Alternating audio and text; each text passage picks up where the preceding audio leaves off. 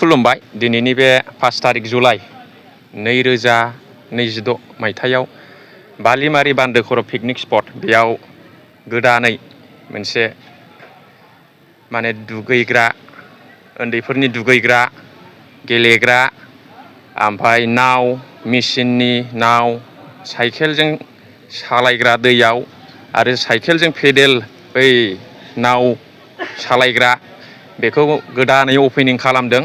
माने एखेबारे गोदान माने बेयाव माने जोंनि एरियायाव क'क्राझार डिस्ट्रिक्टआव बिदि नाव सालायलायजानाय, बिदि नाव गाखोलायजानाय बिदि पिकनिक स्पट गैथ'वा। दा नैबे जोंनि गसाइगाव क'क्राझार डिस्ट्रिक्टनि आन्दाराव थानाय नैबे गसाइगाव साब डिभिजननि सिङाव बालिमारि बान्दो खर' पिकनिक स्पटआव गोदानै बेखौ अपेनिं खालामबाय। दा बेनिखायनो रायजो राजा नोंथांमोनखौ बयखौबो खावलायहरबाय, बेयाव नोंथांमोना फैनानै पिकनिक जाफैनो हागोन, रंजाफैनो हागोन। सेंग्रा सिख्ला फेमिलि गासै लोगो दोगोफोरखौ लानानै बेयाव नाव सालायनो हागोन, नाव गाखोनो हागोन आरो उन्दैफोरनि गेलेग्रा फेमिलि फैयोब्ला उन्दैफोरनि बे दैयाव दुगैनाय, बेलुनजों माबा गाखोनाय बायदि रोखोमनि बेयाव इन्जयमेन्टखौ लाफैनो हागोन आरोखि।